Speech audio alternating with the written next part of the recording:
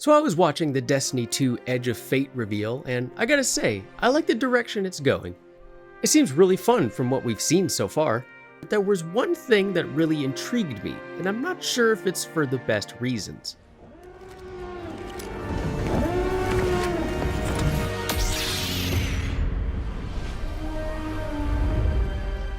Yes, Bungie is dedicating an entire expansion to what appears to be a Star Wars crossover? Or at least something heavily inspired by Star Wars.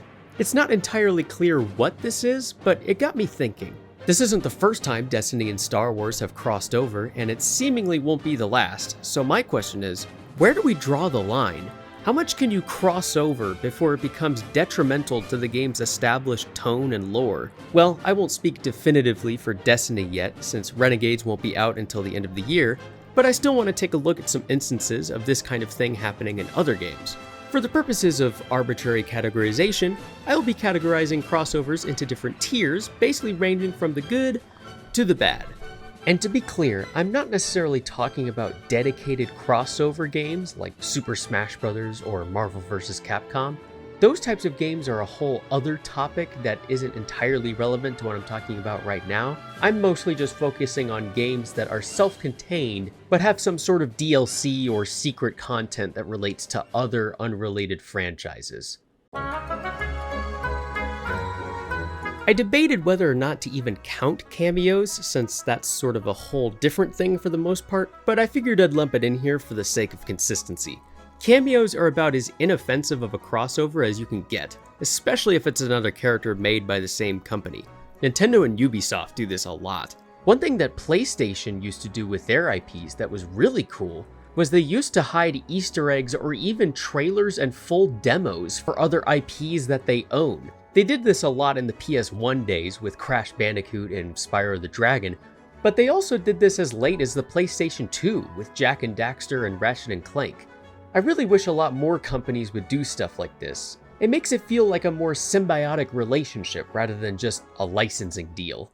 Also in this category are the crossovers that I would consider equally harmless despite being a little more involved. Anyone who played the old Tony Hawk games will probably remember the secret Star Wars characters you could play as. Or how about Link in Soul Calibur? Even though these are full-on characters rather than simple cameos, they get a pass from me for two reasons. A, they're bonus characters or even special secrets that don't take away significant resources from the rest of the game, and B, they fit in with the established characters and tone of the game. Soul Calibur is literally a fighting game about swords and other weapons. Link is perfect as a guest character. And yes, Star Wars in a skateboarding game might seem a little off-putting, but let's be real, the Tony Hawk games have always been a bit over the top and tongue-in-cheek, so to me it doesn't really feel out of place. For the record, this is where I'd put the crossover armor sets in Destiny 2. There's already plenty of crazy over-the-top armor sets either in the base game or available in the shop, so the crossover sets fit right in my opinion. Now, as for the next set of crossovers, this is when things get a little more intrusive.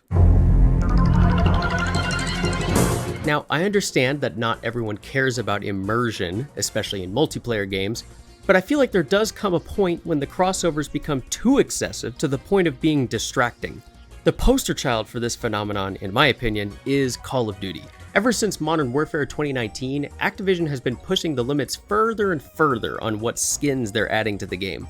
It feels like every other update is another crossover event with some random franchise or a real-world celebrity. What the fuck? It's so pervasive now that I would seriously argue that Call of Duty has completely lost its aesthetic appeal in recent titles, going from a gritty, somewhat realistic depiction of war to basically just photorealistic Fortnite. And don't worry, I'll get to that one later. The other issue is the characters they're crossing over with. If they made skins from stuff like John Wick, Rambo, Die Hard, The Expendables, etc., then I wouldn't mind it as much because they would fit with the vibe and aesthetic. But they aren't. They're adding things like Mike Myers, Snoop Dogg, Teenage Mutant Ninja Turtles, or Jay and Silent Bob? Hell, even when they did a crossover with The Boys, they didn't add in Billy Butcher or any of the other regular human characters that would have actually made sense. No. They added Homelander and Starlight. Alright, I think you get the idea. I don't want to harp on Call of Duty too much since I'll probably be doing that a lot in the future, but to me it's the most egregious example of this.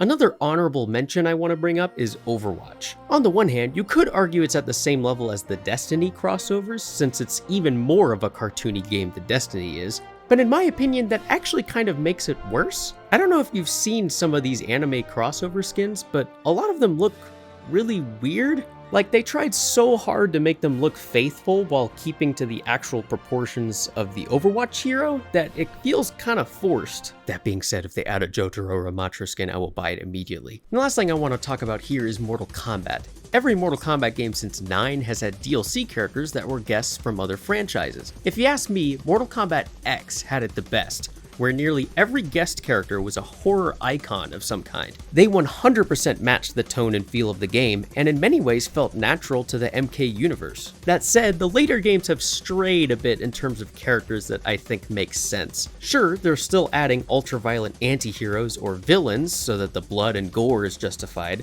but they don't really fit in aesthetically. Don't even get me started on Ronaldo and Fatal Fury.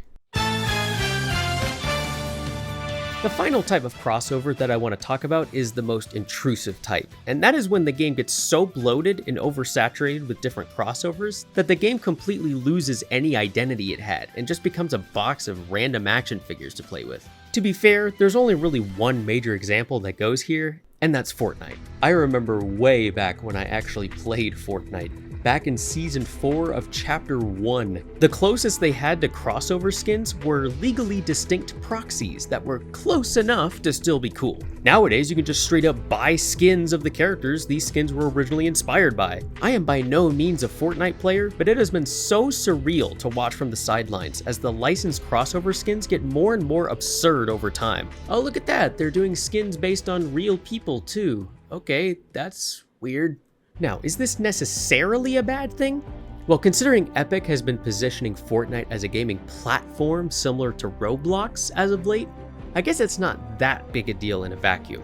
They're trying to turn Fortnite into the everything game, which is respectable, I suppose. My worry, however, to tie it back to the beginning of the video, is if Destiny may be starting to head down the same path. Having crossover skins is one thing, but to dedicate an entire expansion to an existing franchise, even if it's just aesthetically and has no story relation, feels a bit strange to me. Obviously, I'll reserve full judgment for when Renegades is properly revealed, but as of now, I'm feeling a bit anxious.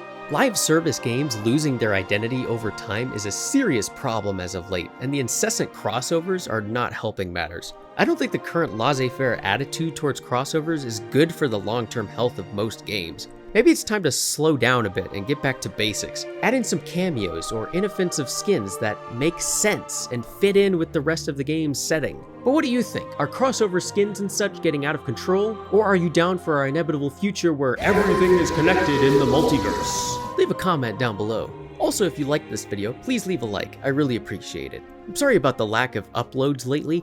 Truth be told, I kinda got sidetracked working on a more ambitious video project that's kind of stalled as of late, but I'll definitely revisit it eventually. Stay tuned for more Destiny videos, as well as more gaming topic videos like this one in the future. I'm Nova Starkyle, and I'll see you next time.